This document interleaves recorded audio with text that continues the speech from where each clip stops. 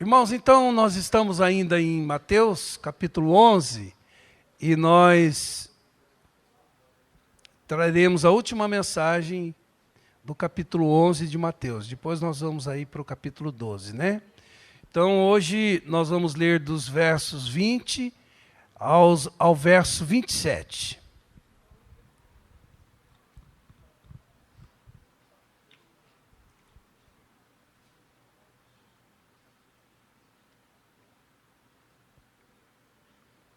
Eu estou tão aliviado, irmãos, porque ontem à noite eu fui dar uma olhadinha, né, no meu texto, né, para fazer uma conclusão, e o texto sumiu.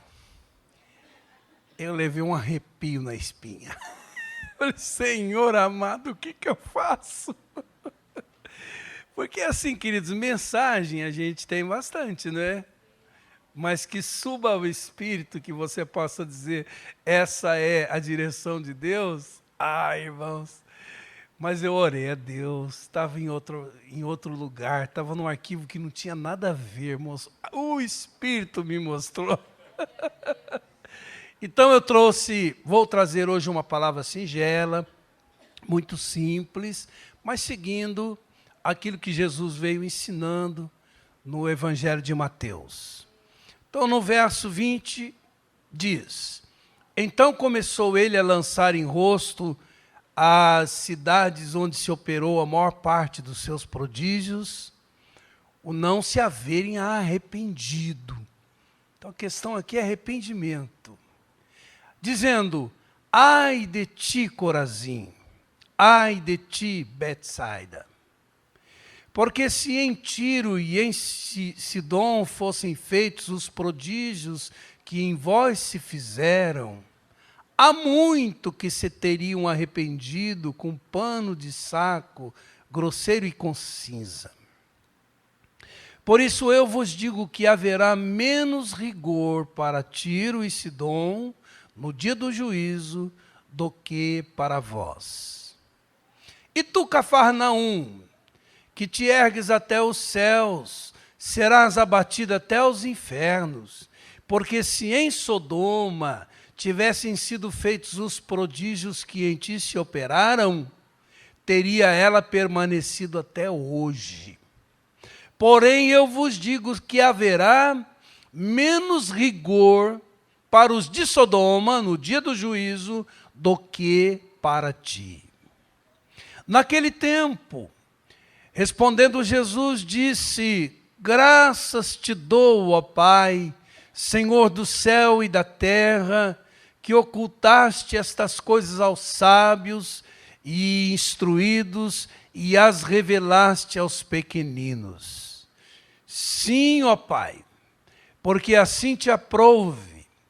Todas as coisas me foram entregues por meu Pai, porque assim te aprouve. Todas as coisas me foram entregues por meu Pai. E ninguém conhece o Pai, senão o Filho e aquele a quem o Filho quiser revelar. Bem, queridos, Senhor, fala conosco nesta manhã, que Teu Espírito Santo nos ilumine, Ele que inspirou essa palavra, que saiu da boca de Jesus, que Ele possa torná-la hoje, nessa manhã, em palavra viva para o nosso coração. Edifica a nossa fé, Senhor. Nós te pedimos em nome de Jesus, para a glória dEle. Amém, Senhor. Amados, nós vimos na semana passada que alguns rejeitam a oferta da parte de Deus, buscando sempre motivos para se desculparem. Vimos no verso 16 a 19, nos versos, que Deus enviou João Batista, pregando o arrependimento para preparar o caminho da chegada de Cristo, e os judeus disseram, ele tem demônio. Irmãos, eles estavam tão cegos, espiritualmente falando, que chamaram o maior homem dentre os nascidos de mulher, de endemoniado. Deus enviou Jesus pregando o evangelho, e os judeus disseram, ele é um glutão, um bebedor de vinho, amigo de pecadores. Ou seja, eles rejeitaram o último profeta e o próprio Filho de Deus por conveniências pessoais. Outros, como é o caso aqui desse texto, se mostravam impenitentes mesmo diante dos favores de Deus em suas vidas, e por isso, conforme disse Jesus, sofreriam as consequências dos seus pecados. Então, nesse contexto de rejeição ao Evangelho, rejeição à graça de Deus, vem o juízo. E nos ensina duas importantes lições, 3 diria. Primeiro, irmãos, é que a soberba constitui um grande impedimento para o recebimento da graça de Deus.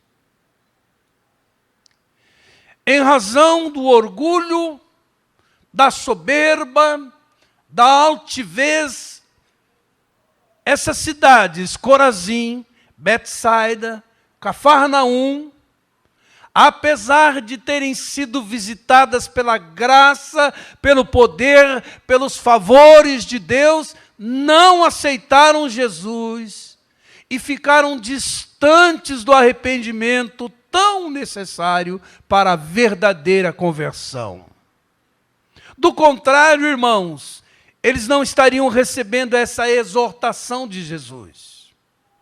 Assim é que Jesus exortou essas cidades, nas quais trabalhou com muito pouco resultado. Por quê? Repito, por causa do orgulho, por causa da indiferença, por causa da incredulidade dos moradores dessas cidades. Irmãos, na verdade, eles queriam um Jesus de acordo com a lei, de acordo com as tradições deles. Um Jesus que não incomodasse a maneira hipócrita de viver deles. Que, na verdade, não exigisse arrependimento da parte deles. E que fosse um Messias que restaurasse Israel à maneira deles. Assim como muitos hoje gostam de moldar Jesus de acordo com as suas conveniências, assim estavam eles. Então diz o verso 20, que Jesus começou a lançar em rosto as cidades onde se operou a maior parte dos seus prodígios. E eles não se arrependeram, por isso ouviram de Jesus um ai de ti, Corazim. Ai de ti, Betsaida, cidade onde Jesus fez a maior parte dos seus milagres. Então, observe, os irmãos, a importância do arrependimento para Jesus. O arrependimento é porta de entrada para o reino. Quando nos arrependemos dos nossos pecados, é quando nós somos transformados por Deus. Lavados pelo sangue do Cordeiro, iniciamos uma nova vida em Cristo. E segue Jesus afirmando que, se Deus tivesse operado os prodígios nessas duas cidades, Tiro e Sidom, cidades gentílicas, cidades pagãs, estas cidades teriam se arrependido. É o que está dito aí. Porque se em Tiro, onde havia um rei louco, comparado a Satanás, conforme Ezequiel que profetizou contra Tiro, e em Sidom, nos piores dias, se fossem feitos os prodígios que em vós se fizeram, diz Jesus, há muito que teriam se arrependido com pano de saco grosseiro e com cinza. Aí Jesus faz a mesma exortação à cidade de Cafarnaum. E tu, Cafarnaum, que te ergues até os céus, por conta própria, né? Por causa do orgulho, da soberba. E era uma cidade importante, situada ali na costa do mar da Galileia, pela qual passava a estrada de Damasco, rumo ao Mediterrâneo. E ela achava-se uma cidade segura, próspera, autossuficiente, cidade onde Jesus fez dali o seu quartel-general, realizou muitos milagres e, ironicamente, foi rejeitado pelos judeus daquela cidade. Ele diz, serás abatida até os infernos. Por quê, irmãos? Porque tendo visto, tendo ouvido o que Jesus falou, não se arrependeu. Aí Jesus diz, porque se em Sodoma, outra cidade gentílica que foi destruída por Deus na época de Abraão, tivessem sido feitos os prodígios que em ti se operam, teria ela permanecido até hoje. Olha que coisa interessante, irmãos. Sodoma e Gomorra, que não viram os milagres e a pregação de Jesus, terão um juízo menor do que Cafarnaum, onde Jesus fez sobejamente muitos milagres. E Jesus conclui sua afirmação que por terem recusado a oferta da graça de Deus em Jesus, o rigor no dia do juízo para Tiro, Sidom e Sodoma será menor que o rigor para Corazim, Betsaida e Cafarnaum. Por quê? Mais uma vez digo, eles ouviram, viram, eles sabiam, eles foram favorecidos por Deus e, em razão do orgulho, rejeitaram deliberadamente a graça de Deus. Por isso que diz o verso 22, por isso vos digo, haverá menos rigor para Tiro e Sidom no dia do juízo do que para vós. E no verso 24, ele diz, porém eu vos digo que haverá menos rigor para os de Sodoma no dia do juízo do que para ti. Irmãos, o que Jesus está afirmando? A mesma coisa que Paulo afirmou em Romanos 2. Que os homens serão julgados não somente pelos seus atos, mas também pelas oportunidades que tiveram e segundo a luz de entendimento que receberam. Irmãos, estão entendendo? Assim serão julgados. E de acordo com a literatura judaica, Sodoma e Gomorra seriam piores do que Tiro e Sidom, mas poderiam alcançar a misericórdia de Deus em face da falta de oportunidade e esclarecimento. Irmãos, nós vamos ter muitas surpresas no céu, neste sentido. Por quê? Porque há muitos que ouvem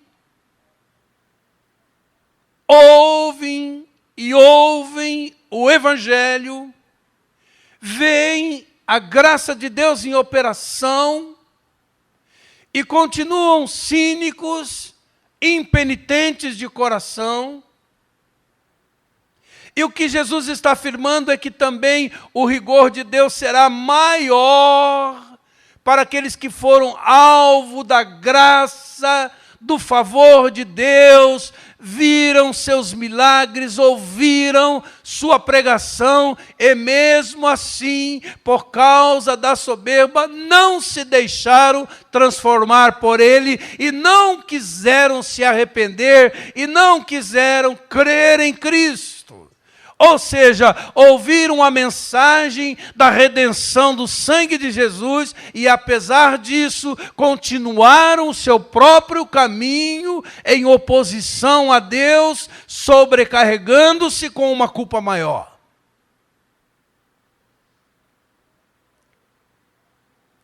E esse quadro, irmãos, reflete a condição daqueles que já receberam tanta luz, tanta revelação, e isso não lhes bastou para que mudassem de vida e se deixassem transformar por Deus. O que quero dizer com isso, amados? Que quanto mais luz de Deus recebemos, mais responsáveis nos tornamos diante dele e maior será o rigor para nós. Vocês estão entendendo? Então, diante dessa realidade, comece a considerar o quanto de luz você já recebeu de Deus e quantas já não foram as manifestações da graça de Deus na sua vida, das intervenções de Deus na sua vida, em forma de curas, milagres, livramentos, transformações, livramentos, e o quanto você foi transformado por Deus em razão dessas coisas. Porque é possível, irmãos, nos acostumarmos, num mau sentido, com as ações de Deus em nossa vida e não fazermos casos dessas ações. O quanto de Deus você já recebeu e o quanto isso já promoveu mudanças em sua vida. Essa é a pergunta, irmãos. E qual é o desafio? Tome uma atitude diante disso, humildemente. Receba a oferta da graça de Deus em Jesus, para que você não precise ouvir um ai do próprio Jesus. Ai de ti, que não se deixa persuadir pelo meu amor. Amém, queridos? Segundo lugar, se a soberba fecha a porta para o recebimento da graça e da oferta de Deus, a humildade, abre a porta. É a condição exigida para o recebimento da oferta da graça de Deus. E perceba os irmãos como Tiago tinha razão quando disse que Deus rejeita os soberbos e dá graça aos humildes em se tratando de revelação. Em meio a tanta demonstração de orgulho, de incredulidade e rebelião, ali dessas cidades impenitentes, havia os humildes, abertos à manifestação da graça de Deus. E esses não eram prósperos, não eram autossuficientes, não eram sábios, não eram entendidos, eles eram humildes. Por isso foram chamados por Jesus de pequeninos. Não são especialistas na Torá, nos profetas, para os quais as realidades espirituais ficaram ocultas. Mas diz o verso 25 que naquele tempo, respondendo Jesus, disse: graças te dou, ó Pai, Senhor do céu e da terra, que ocultaste estas coisas aos sábios e instruídos e as revelaste aos pequeninos. Então, neste sentido, o reino de Deus ficou mais distante dos sábios, dos poderosos, dos presunçosos e muito mais perto dos humildes, de corações grávidos de gratidão a Deus. Então, queridos, essa é a forma de proceder de Deus. Deus revela a sua graça e a sua misericórdia para os menos favorecidos. E nesse sentido, ninguém é desculpável quanto ao discernir a chegada do reino em Jesus, porque ele está acessível a todos. Ou seja, em se tratando de salvação, de crescimento espiritual, as chances são iguais para todos, independentemente das limitações. Por quê? Porque Deus revela o reino aos pequeninos.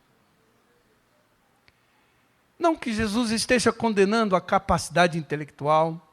A fé é razoável.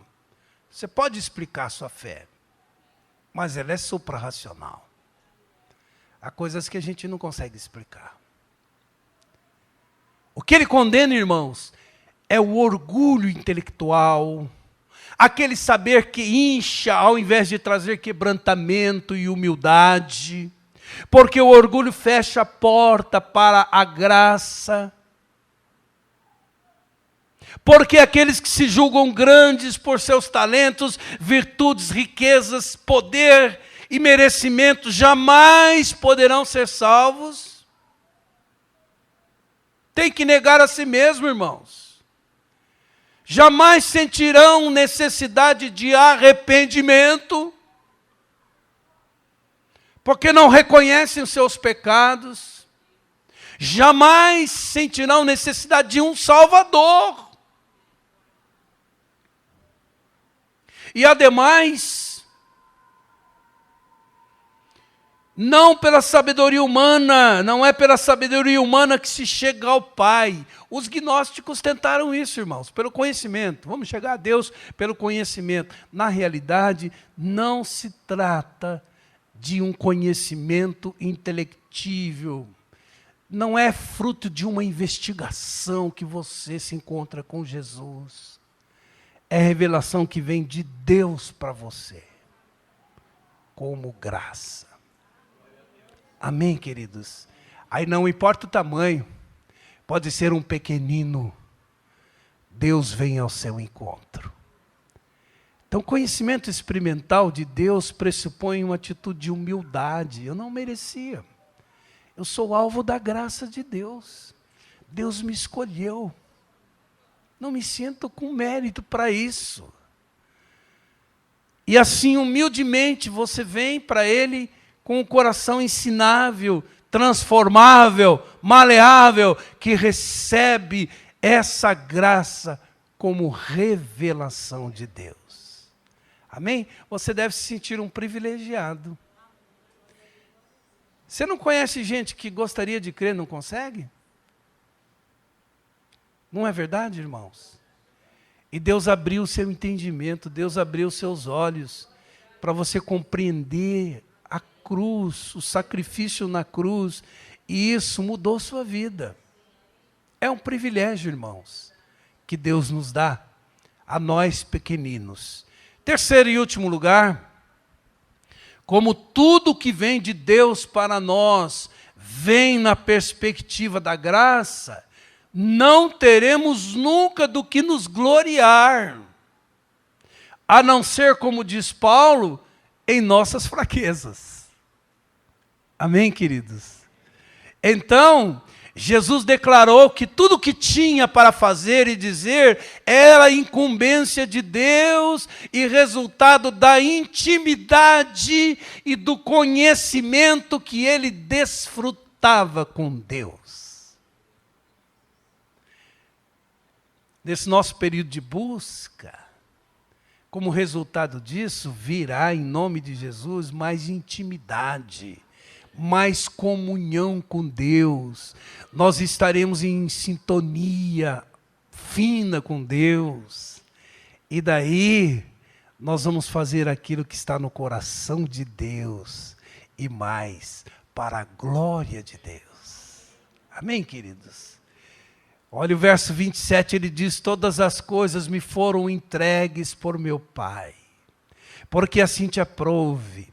Todas as coisas me foram entregues por meu Pai, e ninguém conhece o Pai, senão o Filho, e aquele a quem o Filho quiser revelar. Eu e você.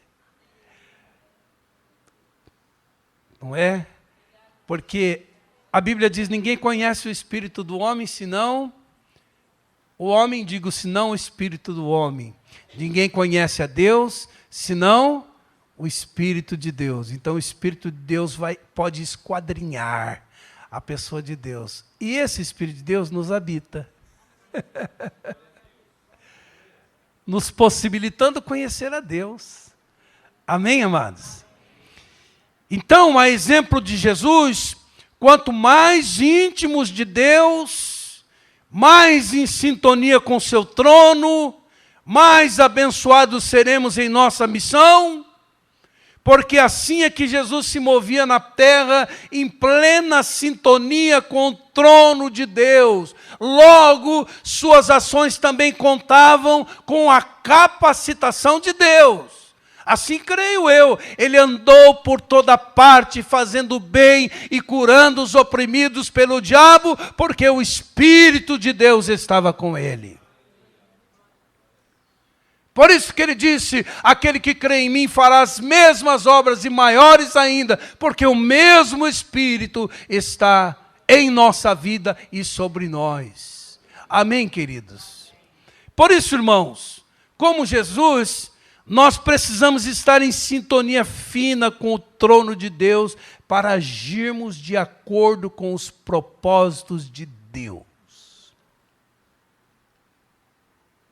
Não é sábio sair fazendo coisas, mesmo no reino, sem a direção de Deus. Precisamos perguntar, Senhor, como queres me usar neste lugar, neste contexto, neste tempo, nessa geração? Eis-me aqui, capacita-me para que eu possa cumprir os teus propósitos no exercício do meu ministério. Sabe por quê, irmãos? Só o que pode te livrar de um ativismo inconsequente na obra de Deus é a disposição de ouvir de Deus o que de fato Ele quer que você faça em sua obra. E essa é uma caminhada de dependência, passo a passo, quando vamos recebendo tanto a direção de Deus, quanto a capacitação de Deus para o exercício do nosso ministério pessoal. E de posse do êxito ministerial, porque eu espero que isso aconteça com cada um de nós, amém? Nenhum de nós tem motivo para se gloriar, uma vez que não há nada em nós que não tenhamos recebido de Deus. Jesus disse isso quando os discípulos de Jesus ficaram enciumados com o ministério de João. Ele diz lá em João 3:27, um homem não pode receber coisa alguma, a não ser que lhe seja dada do céu. Esse talento, esse dom, essa habilidade que você tem em sua vida veio de Deus. Toda boa dádiva, todo dom perfeito vem do Pai das luzes, em quem não há sombra nem variação. Tudo que você é, tudo que você tem, vem de Deus. É presente de Deus. Inclusive com relação ao seu próprio ministério, Jesus faz essa declaração. Olha que interessante o que ele diz em João 5, verso 19. Na verdade vos digo que o Filho por si mesmo não pode fazer coisa alguma. O quê? Jesus não pode? É. Porque com a encarnação ele abre mão das suas prerrogativas de divindade e ele fica do nosso tamanho. E ele tem que agir no poder do Espírito Santo. Sabia disso? Não pode. Se não ouvir fazendo o Pai. Então ele olha para o Pai. O que o Pai está fazendo? Então eu vou fazer. Com a anuência do Pai. Na direção do Pai. Segundo a vontade do Pai. Porque tudo quanto ele faz, o Filho faz igualmente. Irmãos, percebem? Amém, queridos? Verso 30 de João 5 também diz, eu não posso de mim mesmo fazer coisa alguma. Como ouço, sintonia fina com o trono de Deus, assim julgo. E o meu juízo é justo, porque não busco minha vontade, mas a vontade do Pai que me enviou. Amém, queridos? Seja feita a tua vontade. E ele ensinou-nos a orar, venha o teu reino e seja feita a tua vontade. Nem sempre a vontade de Deus bate com a nossa. E quando não bate, nós temos que fazer cessão da nossa vontade à vontade de Deus. Amém? Esse é um caminho de obediência. Então veja, irmãos, que coisa interessante. Temos 2 pedidos a fazer a Deus de forma simultânea. Olha, como obreiros de Deus, a gente tem que pedir essas 2 coisas. No mesmo tempo que nós temos que pedir uma direção e uma capacitação para a obra de Deus, e quando nós temos a direção e a capacitação de Deus para fazer a sua obra, a gente tem sucesso, você concorda? Aí a gente pede o quê? Humildade. Amém, queridos? Para reconhecer que nada é nosso, que tudo vem de Deus, para discernir que não temos do que nos gloriar, uma vez que tudo vem dele, logo a glória é para ele. Amém? Vou exemplificar isso aqui, agora me ocorreu de exemplificar. A gente começa a orar pelas pessoas, aqui. Aí Deus começa a te usar de uma maneira diferenciada. Você ora, Deus cura, você ora, Deus liberta, Deus quebranta, Deus salva. Aí a sua filha começa a ficar grande. Aí você vai ser testado. Está entendendo? Porque você pode achar que é você. Você pode achar que você é especial. Entende? Ou você aborda e as pessoas se convertem. Você fala, eu sou um evangelista. Mas é recebereis poder ao descer sobre vós o Espírito e ser minhas testemunhas. Então vem, se é só um canal, o Espírito vem, usa a sua vida, usou, você fala, não tenho do que me gloriar, eu não tenho nada a ver com isso, eu sou só um instrumento. Amém, amados? Isso lembra aquele jumentinho que entrou em Jerusalém, não é? E todo mundo dando hosana e aplaudindo, e aquela celebração, e ele foi compartilhar, né, com os outros jumentinhos. Nossa, eu tô bem na fita lá em Jerusalém. Aí o outro falou, não seria porque tinha alguém em cima de você, não? A saber, Jesus? Às vezes a gente fica como esse jumentinho, irmãos. Achando que é da gente, não é. Então, irmãos, isso é muito importante. Paulo tem claro para ele esse mesmo princípio. Por isso, ao exortar a igreja de Corinto dava muito trabalho para Paulo. E tinha uma vanglória presente lá. Ele diz assim, 1 Coríntios 4, 7, pois quem é que te faz destacado em relação aos demais? E o que tens que não tenhas recebido? Olha a lógica dele. E se o recebeste, então qual é o motivo do teu orgulho?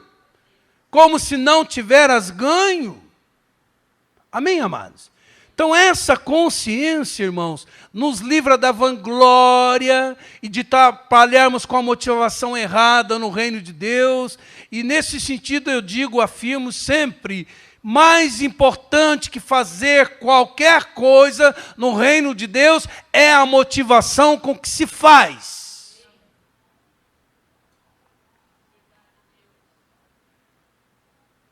E se a obra de Deus é feita visando a glória de Deus, nós não podemos fazê-la com murmuração e contenda, como diz Filipenses 2,14. Quando é que há murmuração e contenda? Quando a motivação é errada.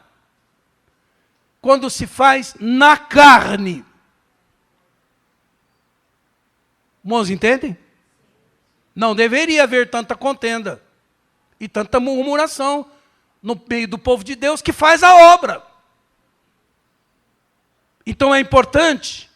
Por isso que Filipenses capítulo 2, verso 3 diz, nada façais por contenda ou vanglória, mas por humildade, cada um considere os outros superiores a si mesmo. Eu sei que eu tenho qualidades. Mas em algumas áreas eu vou considerar o Francisco superior a mim, porque Deus tem com ele um talento, uma habilidade, um dom que me complementa. Irmãos, está entendendo? Então, de alguma maneira, em algum sentido, você é superior a mim. Aqui eu tenho que reconhecer isso. Reconhecer o dom de Deus na sua vida, o ministério de Deus na sua vida, e me submeter a isso. Amém? Nessa área eu não tenho revelação, eu não tenho chamado, mas eu tenho um irmão que me complementa, como o olho complementa a mão complementa o pé, e todos nós fazemos parte desse organismo vivo, onde todas as partes são essenciais, são importantes, e nós temos que reconhecer que é vital a função de cada membro. Amém, queridos? E aí as coisas funcionam harmoniosamente. Os ministérios se complementam. Amém, amados? E as coisas funcionam assim. Estou acabando. Queridos, em que circunstância a obra de Deus é feita com murmuração, contenda e vanglória? Quando a motivação é errada. Por isso que a Bíblia diz em Colossenses, capítulo 3, verso 17, e quanto fizerdes por palavras ou por obras, fazei tudo em nome do Senhor Jesus, dando por ele graças a Deus Pai. Amém, queridos? E o verso 23, e tudo quanto fizerdes, fazei-o de todo o coração. Como? Ao Senhor e não aos homens, sabendo que recebereis do Senhor o galardão da herança, porque a Cristo o Senhor o servis. O que esse texto está dizendo, irmãos? Precisamos fazer tudo em nome de Jesus para a glória de Deus. Em primeiro lugar. Segundo, precisamos fazer de todo o coração, ou seja, no padrão de excelência. Se é para Deus, tem que ser o melhor. O meu melhor. Amém, queridos? Terceira, precisamos fazer ao Senhor e não motivados pelo aplauso. Por quê, irmãos? O aplauso, o reconhecimento, a gratidão pode vir e pode não vir.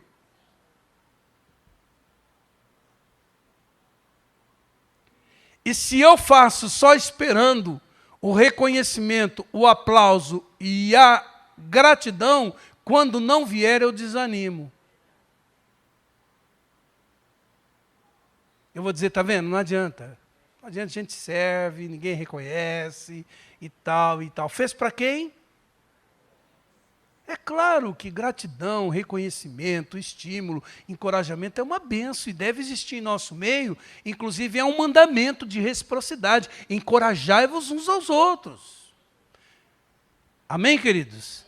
Mas eu não posso depender só disso, eu tenho que crer que ainda que não haja reconhecimento humano, ainda que não haja gratidão da parte do homem, eu serei recompensado pelo Senhor, porque eu fiz para Ele, em nome de Jesus, dando graças a Ele, em nome de Jesus. É fato, amados, que, em última análise, nós estaremos a serviço dos homens, para a glória de Deus, mas a nossa motivação deve ser essa.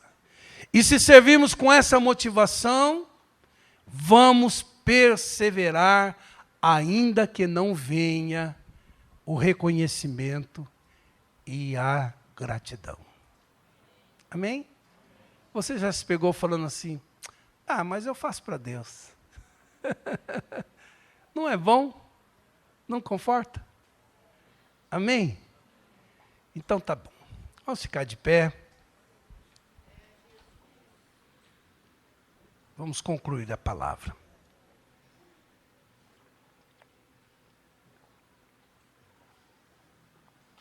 Eu quero 2 minutinhos só mais da sua atenção. Queria que você fechasse o seu olho. A palavra de Deus tem que produzir uma reação. Tem que nos mover a uma atitude, a uma decisão. Então eu quero dizer para você que nós precisamos pedir a Deus um coração quebrantado, maleável, ensinável, capaz de se converter dos maus caminhos, de se converter ao Senhor, diante das manifestações da graça de Deus em nossas vidas. Amém, queridos? Do contrário, nós estaremos vulneráveis à religiosidade, ao cinismo, à insensibilidade espiritual, que impediu essas cidades, Corazim, Betsaiba, Cafarnaum, de se arrependerem e aceitarem a oferta de graça da parte de Deus, a saber, o Senhor Jesus. Irmãos, e vejam que ironia. Eles viram e ouviram tanta coisa da parte de Deus, mas não se permitiram transformar por Ele. Quem sabe você está numa situação semelhante a essa. Já tem visto, ouvido tanta coisa da parte de Deus, mas continua com seu coração fechado para Ele. E a grande advertência de Jesus é essa: quanto mais oportunidade e luz você tem, mais responsável você será diante de Deus, e maior será o rigor de Deus para você.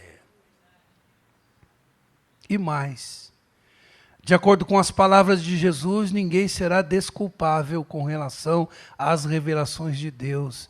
Se você se considera um pequenino, bem-vindo ao time. Para nós, Deus não ocultou tudo o que deveríamos saber com relação à salvação em Cristo. Por isso tenho para mim, meu irmão, minha irmã, que o maior problema não é o entendimento, mas é a vontade, é escolher. Porque a maioria das pessoas tem revelação da obra de Deus lá na cruz, mas não querem se render a Ele, especialmente quando essa rendição demanda dela alguma renúncia. Então que hoje mesmo, nessa manhã, você tome a decisão de fazer algo a respeito, de tomar uma decisão em vista de tudo que Deus tem falado e feito a você como forma de atraí-lo a Jesus. Senhor, se porventura há alguém em nosso meio nessa condição, eu oro para que, através do arrependimento, da humildade, do quebrantamento, essa pessoa seja livre de ouvir um ai de Jesus, ai de ti. Pelo contrário, que essa pessoa, Senhor, se renda. Tua palavra diz que o Deus desse século cega o entendimento. Mas ela também diz que o Espírito Santo nos convence do pecado, do juízo e da justiça. Então, em nome de Jesus, Pai, eu quero pedir, Senhor, que Tu quebres toda obra maligna, do cinismo, da religiosidade, da cegueira espiritual, em nome de Jesus em nosso meio, Pai, e que de posse da revelação da cruz, do entendimento da obra de Jesus na cruz, haja uma decisão, uma aceitação, a dizer: Jesus, eu te recebo como Senhor Salvador da minha vida. Eu sei que sem ti eu estarei irremediavelmente perdido. Eu quero que tu me tires, ó Deus, do império das trevas e me leve para o reino do Filho do seu amor.